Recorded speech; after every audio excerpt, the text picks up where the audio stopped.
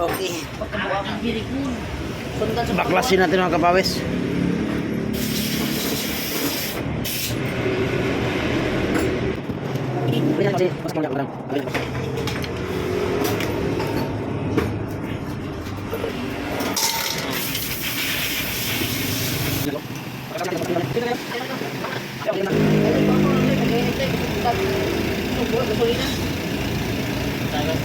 Wala na talaga pa ito.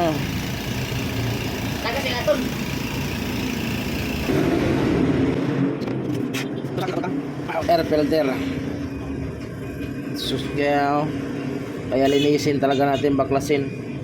Kasi yung TPS bagsak masyado. Ang TPS, para tandaan nyo nga, TPS siya. Punta yan sa, kaya nga TPS eh. Throttle position sensor eh.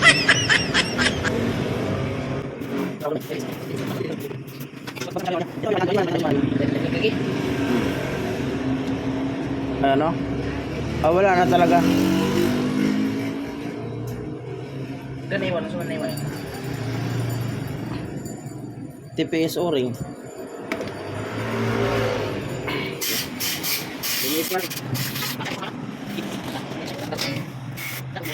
Pitin.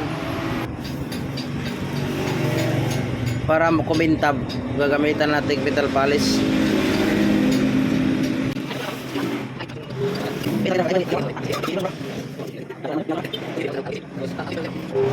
So dito update ako pawis yung T-map niya. Wala. Nadikit sa daming dumi sa ilalim. Palitan natin. T-map. Si B-Boy. Siya rin mo ni B-Boy. Dito mga kapawis, mayroon ako mga throttle body.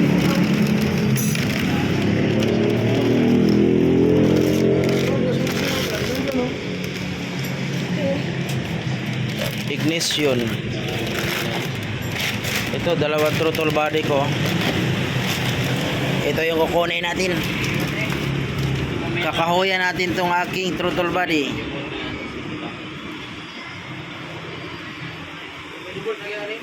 Tanggalin natin yung TPS tsaka yung T-map. Ito, nakahuyan na natin yung aking throttle body. Ito yung T-map niya, okay pa siya oh. Malinis. Okay, tapos yung TPS okay pa siya. Yun, ilipat natin. Mayroon tayong balik natin dito para mapanood yung video anong ginagawa natin. Yun sa kanya, ito sa kanya. Yun sa kanya, wala na. Alisin na natin. Lagay natin dito sa mga lagayan niya. Dito na ilagay. Nandito lahat yung ano niya eh.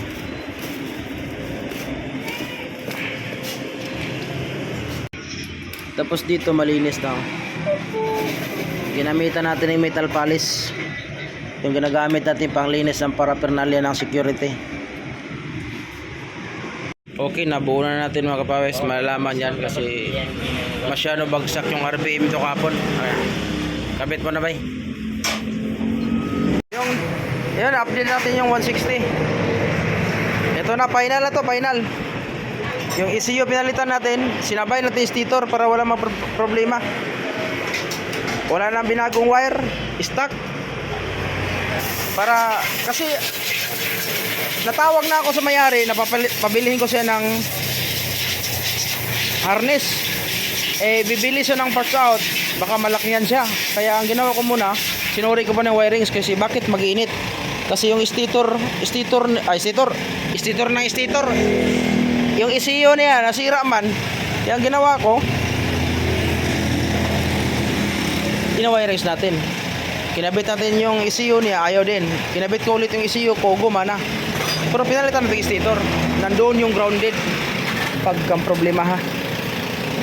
Natonton ding problema. Under na siya, normal yan oh. Okay. Maganda ng minor. Yung TPS niya, pinalitan natin yung bulok na. Tapos yung T-map, pinalitan natin yung T-map.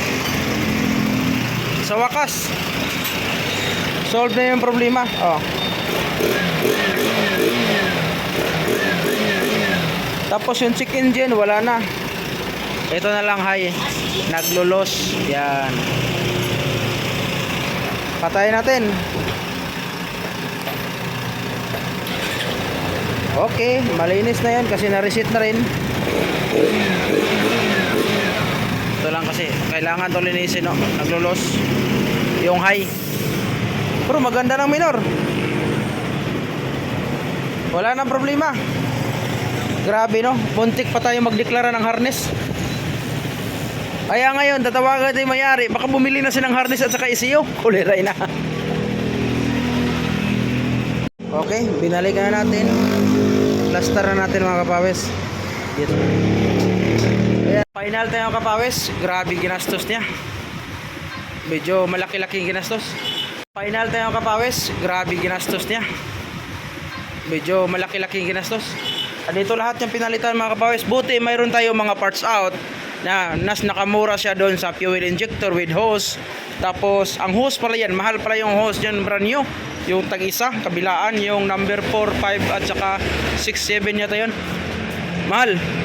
Ngayon, ito na resulta.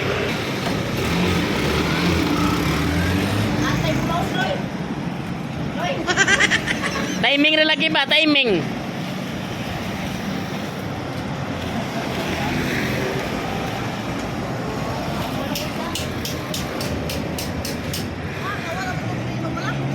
Wagal preno. Grabe ulat ng stick. Giing na mga wa preno. Ganyan kung may preno. Preno ko ba? Sakay. Giing na ganyan akong timing ra kay preno.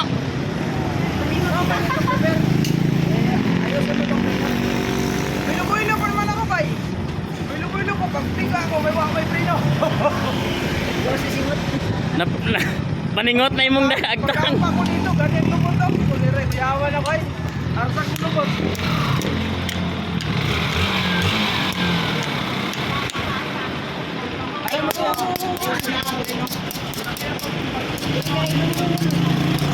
Uy! Preno na lang. Dek, ibuksan ako na. Bangay. Na? Ibuksi ba? Ayaw no. Preno na lang. Timing Muntik pa ako taloy di no? Dumiritso doon eh. 5 minutes siguro timing pa kumayo preno. Ha? Wala brake pad? Ah, wala na, brake pad talaga. Pud oh. Palitan mo brake pad, madagdagan pa yan. Pawis, pakita natin yung mga pinalitan. Para alam sa may-ari kung anong pinalitan. Ayan.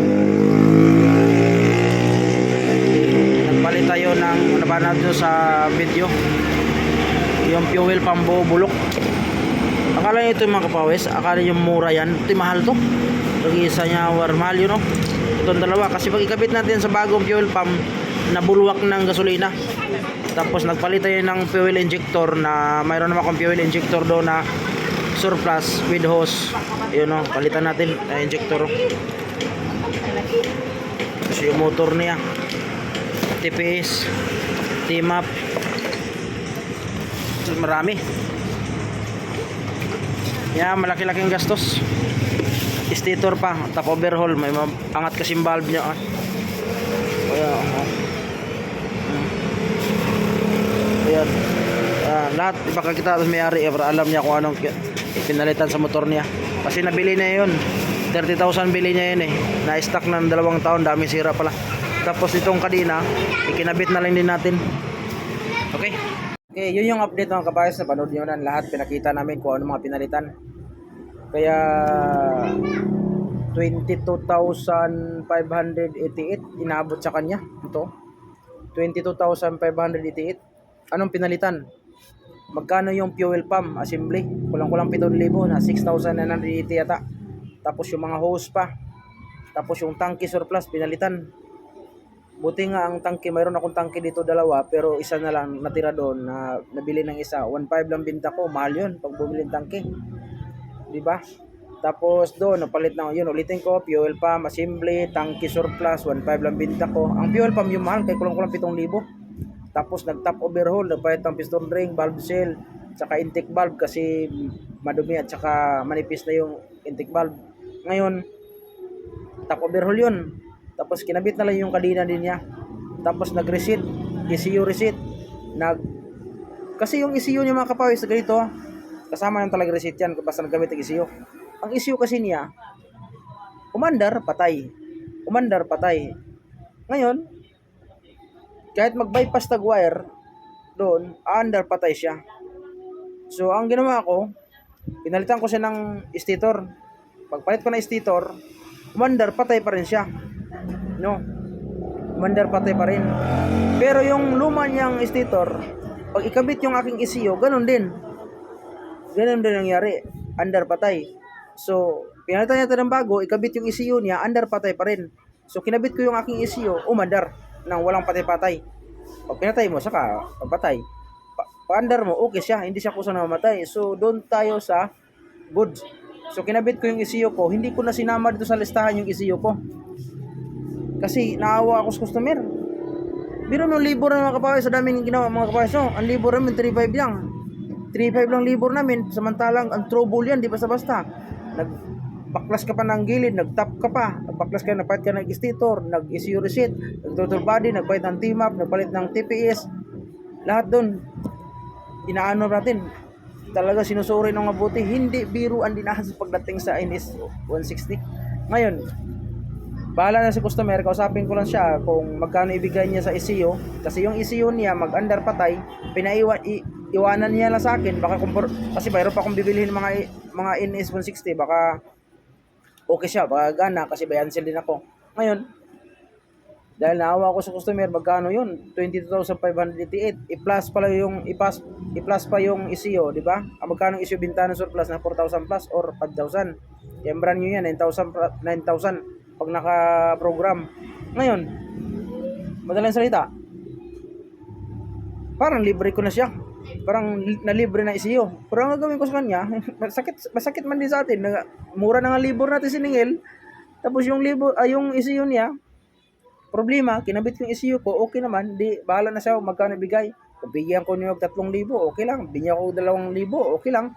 Pero iwanan niyo yung ECU niya kasi susubukan ko muna yan sa yung motor ko na bibilhin kasi puro target ko kasi 160 kasi para magagamit natin pag may mga customer tayo na kailangan. So, abang-abang kapawis at saka mayroon akong i-upload sunod na video nito. Mayroon akong i-upload na latest na NS 160 dual disc. Galing nag-service center, ginawa. Kaso hindi pa rin naayos. May problema pa rin. Mayroong nag-repair dito sa akin na dito dalhin. Pakita ko sa inyo kung anong naging problema. Troubleshoot natin yung latest na matawag latest kasi 2024 man tayo. Yung motor niyan 2022. Sabi nga niya 3 months pa lang up to 6 months nagluloko na yung motor. Yun yung problema. Kaya binalik na yan under warranty, pinalitan ng bagong throttle body. Ganun pa rin nangyari, hindi pa naayos. Kaya ini-repair dito. Iwan ko kung totoo. Kung ang nag-repair sa kanya, service center daw nag-repair sa kanya, yung mekaniko na nakakilala sa akin, hindi ko alam kung totoo. Pero abangan natin, i-upload ko anong naging problema. Maganda yung mga kapayos, kaya makikita yung trouble ginawa namin. Peace out.